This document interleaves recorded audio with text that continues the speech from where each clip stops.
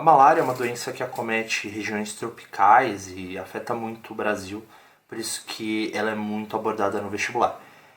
Ela tem como agente etiológico, ou seja, né, ela tem como agente causador o protozoário do gênero Plasmodium, tudo bem?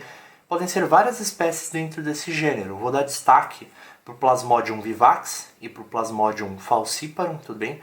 Que são formas aí normalmente mais abordadas, certo? Mas a gente vai ter uma visão mais geral sobre a malária, que é o que costuma ser mais útil para o vestibular. O que é interessante? Esse protozoário, né, portanto a malária é uma protozoose, pois é causada por um protozoário, ela vai ter dois hospedeiros, o hospedeiro intermediário e o definitivo. Sempre lembrando, o hospedeiro intermediário é o hospedeiro no qual o Plasmodium, na verdade o parasita que for, mas no caso é o Plasmodium, é no qual esse parasita ele vai se reproduzir assexuadamente. Vai ter reprodução assexuada dentro desse hospedeiro. Então o hospedeiro intermediário é onde ocorre a reprodução assexuada do parasita. E o hospedeiro definitivo, portanto, é o hospedeiro no qual a reprodução sexuada. Beleza? Você tem reprodução sexuada. E você tem dois hospedeiros pro Plasmodium, tudo bem? Você tem o homem, né, a gente, e você vai ter o mosquito do gênero Anopheles, tudo bem? Que eu representei aqui, que ele é conhecido popularmente como mosquito prego, tudo bem? No caso, o nosso interesse é principalmente na fêmea. Por quê? Porque a fêmea é hematófaga, tudo bem? Hema vem de sangue, tudo bem? E faga vem de fagia, ou seja, ela se alimenta de sangue. E isso é importante porque ela usa esse sangue para nutrir os ovos e é por isso que ela vai acabar picando a gente, né? Ela vai ser sempre a fêmea que vai picar a gente. Então, o que é importante a gente destacar? É que normalmente a gente estuda doenças na qual o homem é o hospedeiro definitivo. Mas não é o caso da malária. Ela tem como hospedeiro definitivo o mosquito. A gente é apenas hospedeiro intermediário, ou seja, é na gente que vai ter a reprodução assexuada. É sempre bom destacar que nesse caso da malária, nós somos apenas, entre aspas, hospedeiro intermediário. O que não significa necessariamente que essa doença não vai fazer mal pra gente, né? Então a gente tem que conhecer o ciclo desse protozoário para conseguir entender como combater ele, tudo bem? A gente tem os hospedeiros, o humano e o mosquito do gênero Anopheles. Vamos porque a gente tem uma fêmea infectada já com Plasmodium. E o que acontece? No primeiro momento você vai ter a picada do mosquito e ao se alimentar do sangue, a fêmea do Anopheles infectada vai transmitir o Plasmodium ao ser humano, tudo bem? Tem aqui alguns nomes que eu destaquei, como por exemplo esporozoítos, merozoítos e trofozoítos.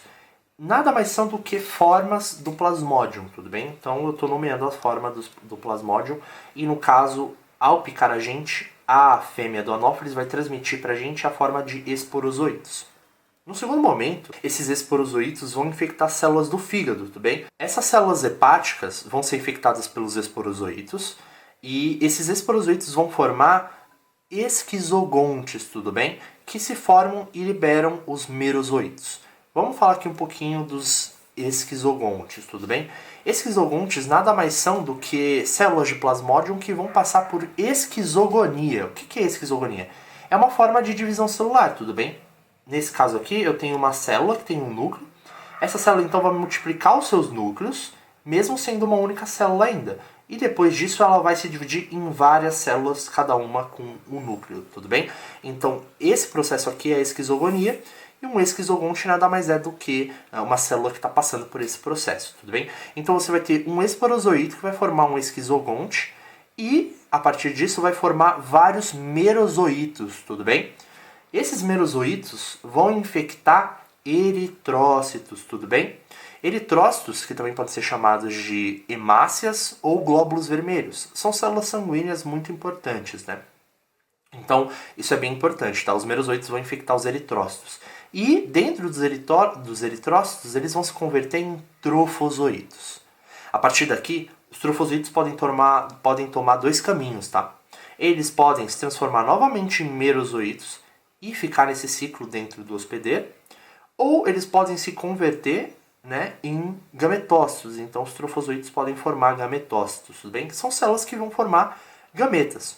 Isso daqui é importante porque essas células vão ficar no sangue. E Quando a gente é picado por um anófeles, e caso essa pessoa esteja doente, né, esteja com malária, ela pode passar esses gametócitos para o mosquito. Então, a picada, né, durante a picada, a fêmea do anófeles pode ingerir esses gametócitos, tanto masculino quanto feminino. E esses gametócitos vão, né, promover a junção dos gametas, que vão formar um zigoto.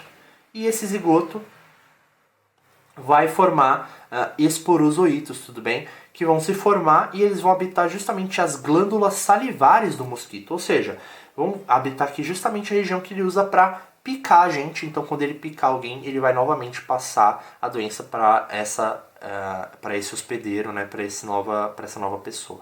Então, você vai ter então esse ciclo todo aqui. Lembrando, então, basicamente, durante a picada, o mosquito passa o plasmodium pra gente, esse plasmodium vai ficar infectando os nossos eritrócitos e em algum momento a gente pode passar de novo o plasmodium de volta para o mosquito e aí se completa o ciclo.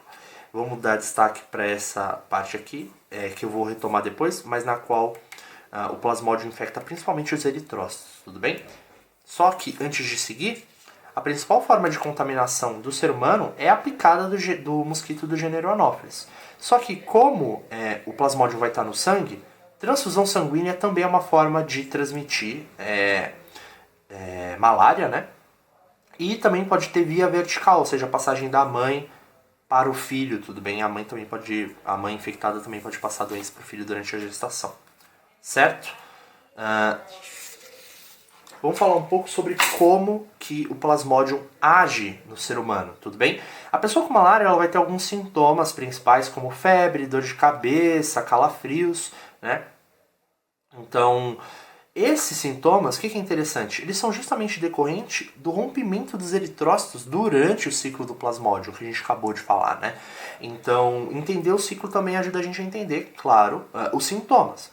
O que é interessante? Dependendo da espécie do plasmodium que infectar a pessoa, você vai ter esse ciclo de rompimento dos eritrócitos variando. Pode ser a cada 3 dias ou a cada 4 dias. E toda vez que houver esse rompimento dos eritrócitos, você vai ter esses picos de febre.